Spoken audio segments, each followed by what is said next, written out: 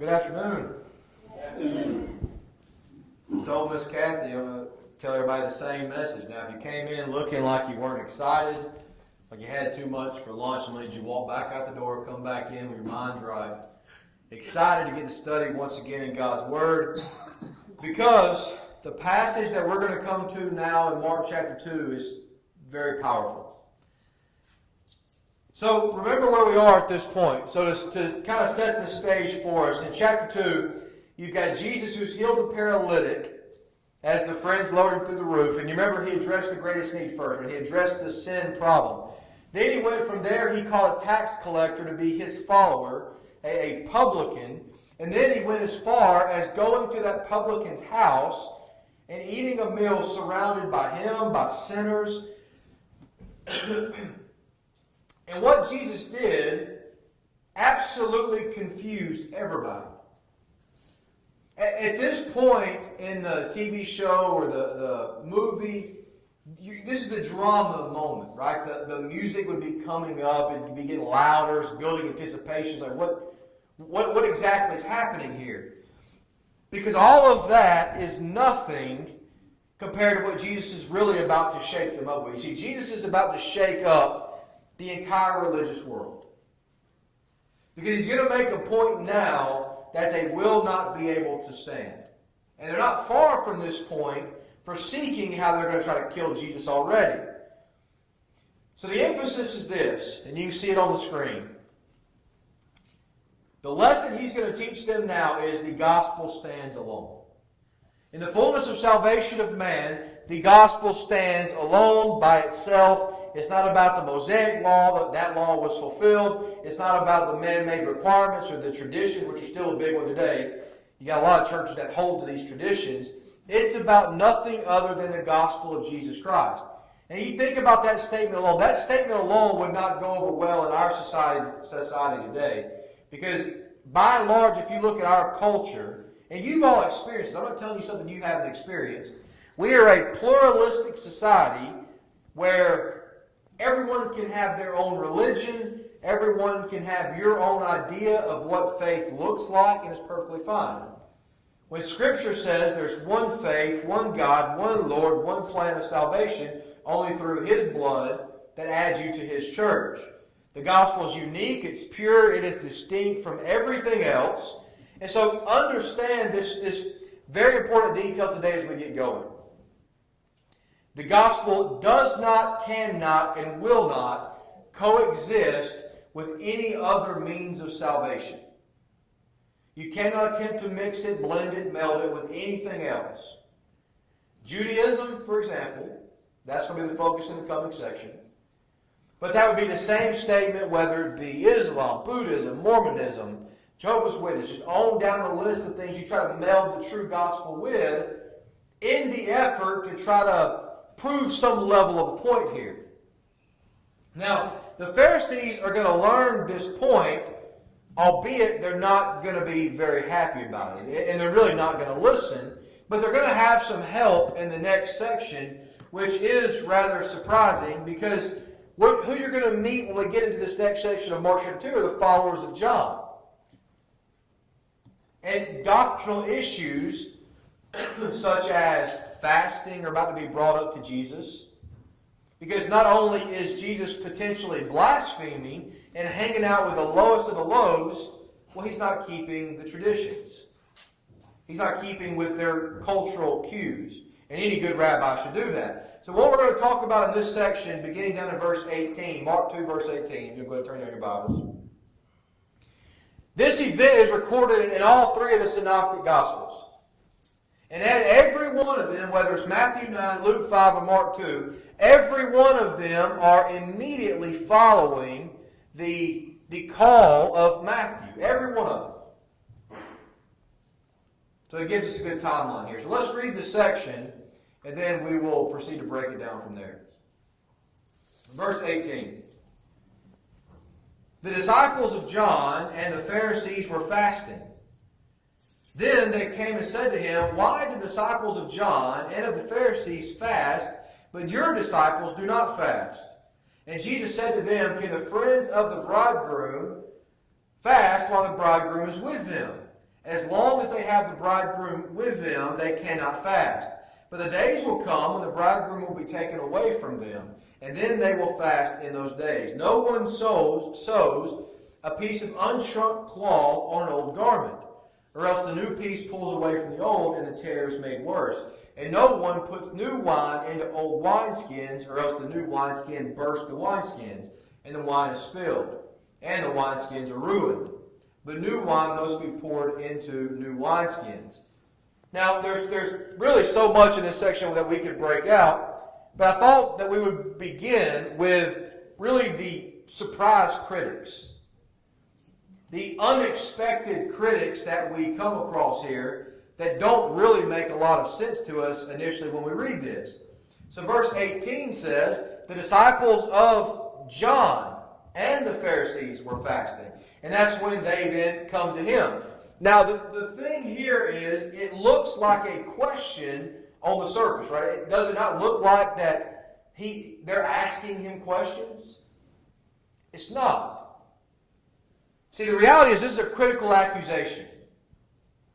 The conflict with Jesus and these religious leaders, it's been building around questions because in their mind, Jesus is violating their tradition. And so when Jesus forgave sins, the Pharisees question, well, who can forgive sin but God? They're questioning. When he ate with the tax collectors, they asked the disciples, why would he do this? It all centers around what seems to be questions, when in reality it's critical accusations. So why do the disciples of John and the Pharisees do this, but you don't? That's their question. My question is, why would the followers of John the Baptist be with the Pharisees? That's more of what I want to understand. In Matthew's account, in fact, he only mentions the followers of John here, as they're the ones instigating this. These were the people with John the Baptist when he made the profession, behold the Lamb of God that takes away the sins of the world. But see, that was just one day. You keep on going, and all of a sudden you run into this problem. So John preached, repent for the kingdom of heaven is at hand. And so what we assume happened, here's the assumption we all make. Every disciple of John became a disciple of Jesus, right? Isn't that what you naturally assume? Well, if they were with John in the wilderness, then they became a follower of Christ. But that's not the case. In fact, if you fast forward all the way to Acts chapter 19, you're going to meet disciples of John all the way down at that point that still don't know who Jesus is. So here they are now with Jesus alongside the Pharisees, and they're asking this question about fasting because Jesus' disciples aren't fasting. They're feasting with sinners instead. So who does Jesus think he is? Because these fasts are required, right? So we're going to have a quick lesson here on fasting. And before you say, oh no, that's not interesting, it is. Fasting comes up in the Bible many times. But here's my question. All right, don't shout it out, but if you know the answer, just mouth it. I can see you all pretty well. How many times a year was a fast required? I'm not seeing anybody mouthing anything. One time. Well, Jolene was mouthing it, but that's all I could see was her head trying to go crazy. I saw you. One. You get the gold star today. One required time of fasting. Leviticus chapter 16. There you're going to read about this day called the Day of Atonement. That day was a day of fasting because that day was a day of mourning. It is meant to humble yourselves because that's the day that all these animals were going to be killed and blood would be all sprinkled upon the mercy seat to pay the forgiveness of sins. Today is called Yom Kippur. That's the only required day of fasting. Now, to be fair, they could fast as much as they wanted. If you like going days without food, you could. You could tell that's not my thing. But you could if that was your choice. I could just see Marshall doing it. You faster? No? Okay. Now, but you do have a lot of examples in the Old Testament. See, I didn't pick on you, Jason. I'm giving you a break today. You look at Esther 4, Isaiah 58, Joel chapter 1, and you read about these fasts that people were doing, and that's fine. You could do that. But now these traditions of men have become law. So now, when you fast forward to Jesus' day, it was no longer once per year you required. They had enacted twice a week fast as law. So if you lived in the day that Jesus was ministering, you were required by the Mosaic law, by the priests there, the Pharisees, that you had to fast on Monday and Thursday. No choice around it. Those days you were going to fast. And when they fasted, you couldn't just fast. You had to make it externally evident that you were fasting. So what you would do then is you would, rent your clothes and you'd look real dirty and kind of mess your hair up and you'd go all out to let everybody know that you were fasting. They had to know or else it wasn't as good. You see, their reward was not this alone time in prayer. That's what fasting was about. You ignore everything else. And listen, fasting even today is not a bad thing. You take this time where you ignore everything else and you focus on one thing. You focus on God. Not food, not anything. You focus on God. So it's not a bad thing. But what they were doing was seeking the approval of men. In fact, Jesus said in Luke chapter 18, they have their reward. They have the praise of men. Christians, you don't do this. The charge to Christians was, when you fast, you know who should know that you're fasting? No one. Zero. You should look as healthy and as happy as you possibly could so that no one would ever even think you were fasting, because what you're doing should be between you and God. And so Jesus takes this as an incredible teaching opportunity, and he's going to use 3 different parables to make the lesson. Now, we only have 2 here that we're going to look at. Luke 5 gives us all 3. But he uses this idea of, here's what you're telling me. All right? This isn't the Mosaic law. This is the man-made law. That's what you're saying. Now here's this. That's what comes out of these 2 parables. So the first thing he describes, he's going to use a lesson of the wedding feast before he really gets into the 2 examples. And I love the simplicity of his teaching here. He says in verse 19, can the friends of the bridegroom fast while the bridegroom is with them? Now listen to that last part. As long as they have the bridegroom with them, they cannot fast. You don't fast at a wedding, do you? How would you like it, women, if you're preparing your wedding? Remember where the title Bridezilla came from. You're preparing your wedding. I'm not saying any of you are. I'm just saying y'all heard that. I'm not saying you're not. But anyways, you're preparing your wedding. And somebody comes in as a wedding guest, just all out, disheveled, just hair a mess. And go, hey, you need to clean up. I can't clean up. I'm fasting. Well, Marshall comes out with his wedding cake. I can't eat the wedding cake. I'm fasting. And just making a big show. How do you think that would go over with the brides? They're not really going to be happy about that.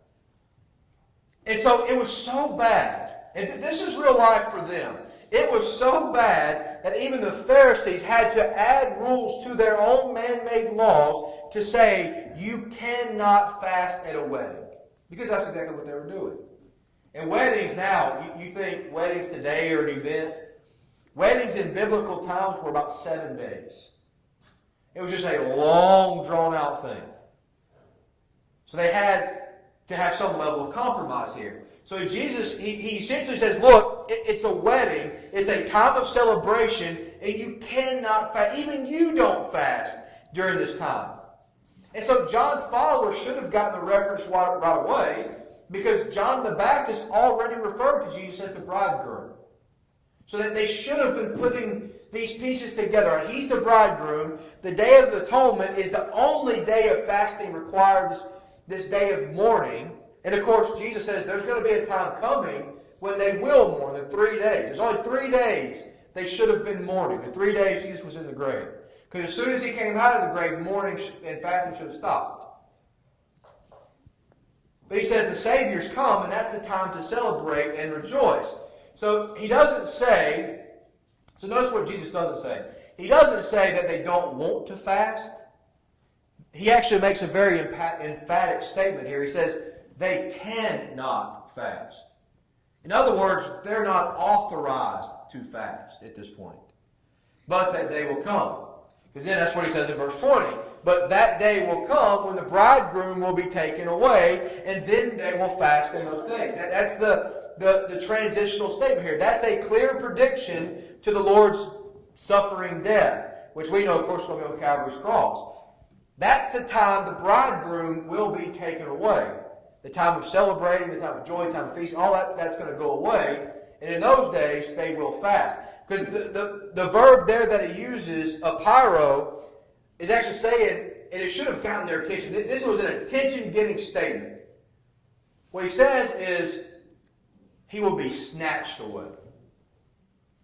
That's what that word means. And they're hearing, this is the first time they've heard anything like this in the Gospel of Mark so far. First time this has been said. And it was just said that Jesus was going to be snatched away from them. Well, fast forward to the Garden of Gethsemane, we know what happens. But this is the first reference to the death of Jesus in the Gospel of Mark. Only the disciples have no clue what he's talking about. But when it happens, they're going to be mourning and weeping, and then they will fast. Not for show, but for grief. In fact, something I find very interesting, I should have put the scripture on here, but I didn't. When Jesus is walking, or he meets the two disciples walking on the road to Emmaus, and of course they don't know who he is, but do you remember their spiritual state when he interacts with them? He interacts with them. They're mourning. And they're fast. Have you not heard what happened? What happened to Jesus? You know, we thought he was this. We thought he was going to do this. We hoped he was the one that was going to set us free, that he was the Messiah. But see, as they're talking and conversating, it's getting late. And so they're going to invite Jesus to come in with them. And what should have happened by customary effect is, if you invited somebody to come in with you to your house, you should have then offered them food. All right? Hey, by the way, y'all take note of that. All right? If I come visit y'all should offer food. That's customary of what you do. So they should have offered him food, but they don't. In fact, Luke 24, verse 30, do you know who does? See, that verse says, Jesus took the bread, broke it, and he gave it to them to eat in their own place. See, they're mourning, and he says, listen, that's over with. Eat. And they eat. But here in Mark 2, the time of fasting has not come yet. It's a time of celebration because the gospel has come. But now comes the lesson they're not going to like. All right? In fact, now comes the lesson, by and large, the world will not like. The gospel stands alone. The rest of this section is a lesson he's teaching. The gospel stands alone. It does not, will not, cannot mix with anything else. So he uses these two parables to teach the lesson. Verse 21. No one sews a piece of unshrunk cloth on an old garment, or else the new piece pulls away from the old, and the tear is made worse. Well, that's not very complicated at all, is it? Now, if you ever needed a piece of clothing sewn, let me go ahead and warn you on this. Don't call me. I'm not your guy for that. But I can understand the simplicity of this statement of what he's saying. Even I can figure this out, okay? And I bought several items of clothing, and you go try on clothing at a Belk, wherever you go. I don't even know a lot of the new stores now. I'm not young enough for a lot of the new stores. But you try it on at the place, and it fits great, right? It's just perfect. You go home, you wash it, dry it, you take it out, and all of a sudden it looks like a belly shirt. What happened? It fit great at the store.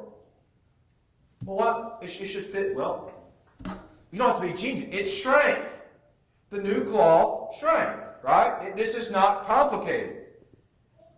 The average person here didn't have a closet full of clothes where if you had something that got ripped, you just went and bought a new one, or you had to fix it. You couldn't run to Walmart. You had to get a piece of cloth. They sold the cloth. You could sew it over the tunic or whatever it was, and you'd be good to go. But if you did not first wash the patch, or else you didn't use an old patch, you would sew the new one to your old garment. It'd get wet, it'd dry, it'd shrink, it'd rip and pull away. That's as much common sense as you possibly can understand.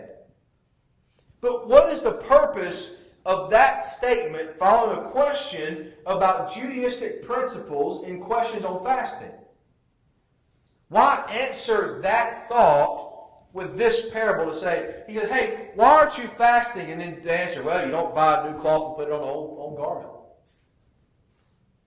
That sounds like something like one of the old guys at Jack's would say at breakfast. If you ask him like a deep question, you get one of those just answers you're like, what? In fact, I've been sitting here and heard Dupree make some statements like that before. But you really got to stop and think about what in the world was just said.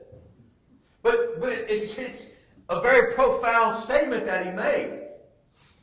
Christ did not come to patch all the holes in Judaism. Christianity was never meant to just patch the holes in the shortfall of Judaism. His gospel wasn't designed to mend and meld old religion. But the gospel instilled the glorious new revelation of salvation in Jesus Christ. He is the fulfillment of the law. Judaism and the man-made traditions added to it were the worn-out garments. Not meant to be patched. That's his message. His message replaced it. It's not about self-righteousness like the Pharisees taught. You can't be righteous enough to even teach that in the first place. No ritual will help. No man-made forced fasting is going to help you. It's God's message of grace and salvation only through the bloodshed of Jesus Christ. That statement alone needs to be understood today in this society. I'm going to tell you why I say that. In fact, I think you've heard me say this before, but this is something I harp on fairly regularly. If you watch, and you can go online and pull up these interviews where these mega church preachers, right, hundreds, thousands of people in the church building, they go on live TV, and it's like they're being set up for this. And so I kind of feel for them in a way. They say, well, what about this? Is Christianity and Islam really that different? I mean, after all, Allah is really just the Aramaic version of Elohim, so you're really all saying God. Are they really that different? I mean, does it really matter if you do this? It's all in the name of religion, right? I mean, they all kind of blend together to get an overarching picture of religion. But the thing is, now, to the right, no, I would say the righteous, to the truly faithful person, what did they just do for you? See, when I see that, I'm like, you just teed the ball up for me. I'm ready to just step back and I will smack it right out of the park and say, absolutely not. They cannot, will not, and do not meld. Do you know why? Jesus, every statement he made was singular. I am the way, the truth, the life. No one comes but by me. Singular. There can't be nothing else. And so it's like you're just getting a softball thrown. All you got to do is swing. And they stop and they refuse to answer because if you do, heaven forbid you offend someone. And so they won't answer. What they're trying to do is mend and blend the two in some form or another. And so he gives another example in verse 22. No one puts new wine into old wineskins, or else the new wine bursts the wineskins, and the wine is spilled, and the wineskins are ruined. But new wine must be put into new wineskins. All right, so this one might not be as clear or easily as understood as the parable of the new cloth. If you get this parable really easily, we may need to have another conversation after this sermon's over with, because you clearly understand fermentation well. If all this is jiving really easily. Danny, I saw you smile back there, so we'll get together after this.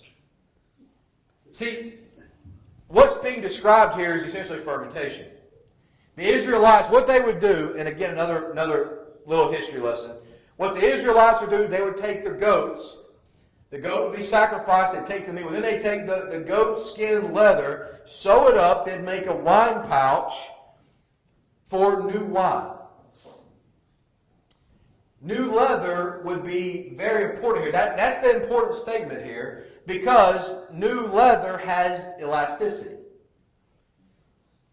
The new wine would be placed in the new pouch, and it would be hung outside for several days. And what would happen in the fermentation process, the gases would release, the pouch would expand, and the leather was fine. It could handle it. Problem was, if you put new wine in an old wineskin, you'd put the fruit juice in there, and then as it's heating and it's fermenting and expanding, well, the leather's already been stretched. It can't stretch anymore. And what happens when there's no room left for expansion is just burst. And the wine dumps, the wineskin is ruined. And again, you ask the question, why is this his answer?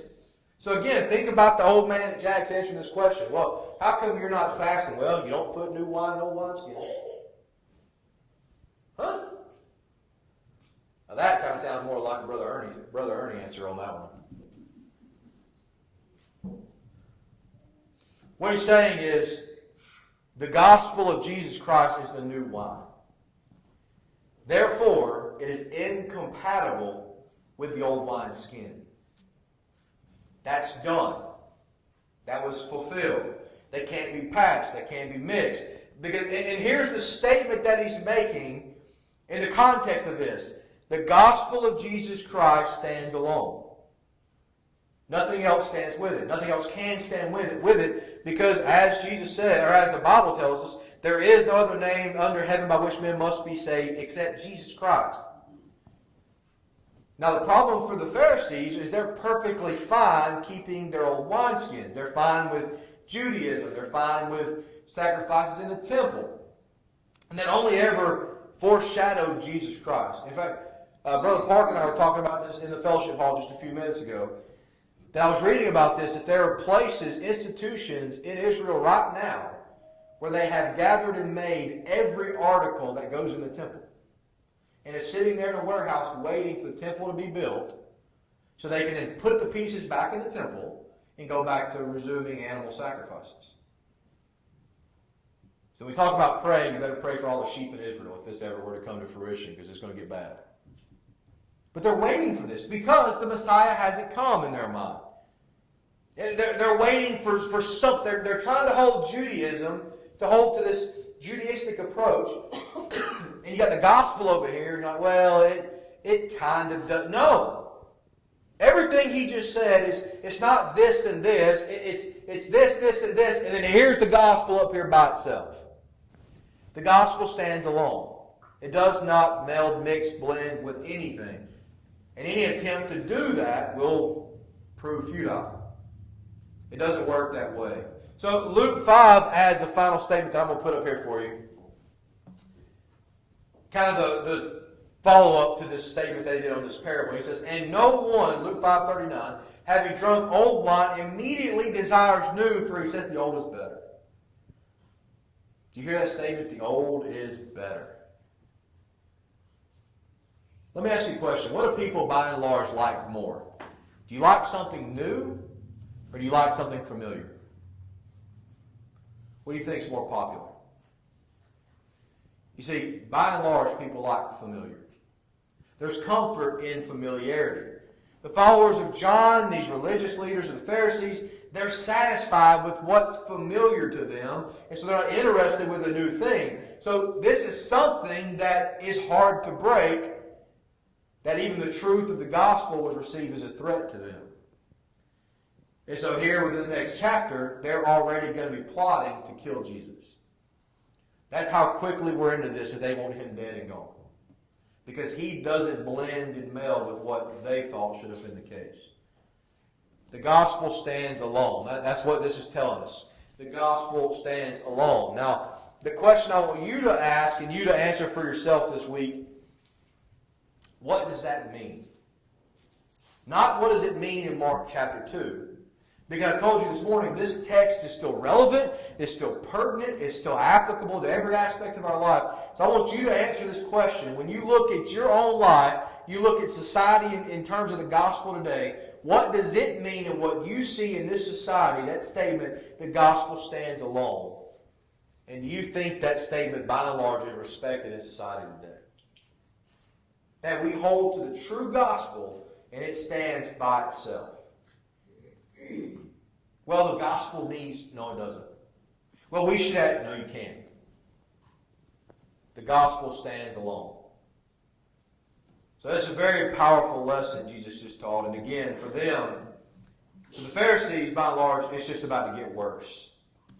That there's nothing else like the gospel. Because the gospel is what reveals the power, the plan of salvation to all men. So as we get ready to close out our services today, I'm going to extend the offer of the invitation one final time. Based on what the gospel before us says today, that if there's something in your life lacking or missing, or you realize that you're not obedient to the gospel, you haven't submitted yourself to it, understanding that it's the truth of salvation, then let me encourage you one final time. Brother Ernie's about to come lead us into this song, and if we can help you in any way, I want you to come while we stand and we sing.